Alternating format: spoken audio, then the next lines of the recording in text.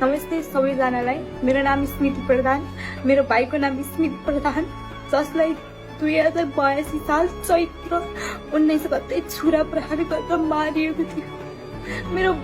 मेरो भाइको शरीरमा 80-90 भन्दा पनि बढी छुरा प्रहार गरिएको छ।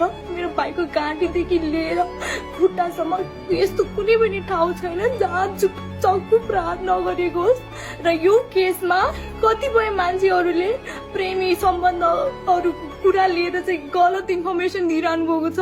मलाई यो सामाजिक सञ्जालमा आएर यसरी बोल्नुपर्ने कुनै पनि इच्छा थिएन, किनकि मेरो घरमा पहिले नै धेरै दुःख पीडाहरू भइरहेको छ। म यहाँ यो केसको बारेमा थोरै जानकारी दिन आएँ।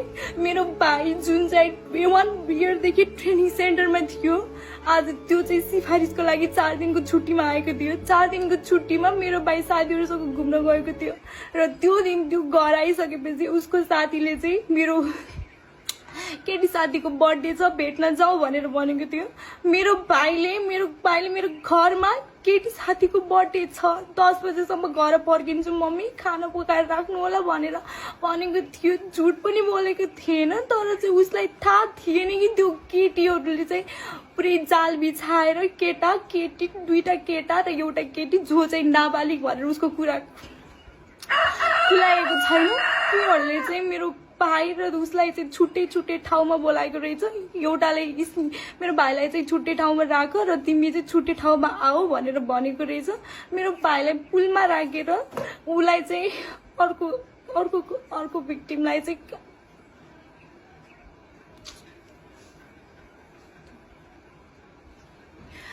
भिक्टिमलाई चाहिँ पहिला उनीहरूलाई अर्को भिक्टिमलाई चाहिँ कुटपिट गरेर उसलाई मर्यो भनेर फालेको रहेछ। त्यसपछि उनीहरूले चाहिँ मेरो भाइको पिछा गरेछन्। मेरो भाइलाई दौडाइ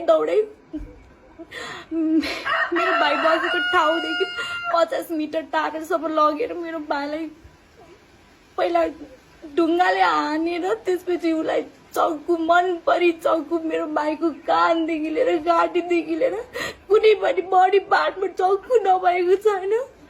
म सबैलाई बिन्ती गर्छु कि तपाईँले यदि सपोर्ट गर्न सक्नुहुन्न, यो केसमा सच बोल्न सक्नुहुन्न भने झुटो इन्फर्मेसन पनि नफैलाइदिनु होला है, किनकि कसैको यहाँ घर उज्याडिएको छ। यदि हजुरले केही गर्न सक्नुहुन्न भने म तपाईँलाई बिन्ती गर्छु कि झुटो इन्फर्मेसन पनि नफैलाइदिनु होला।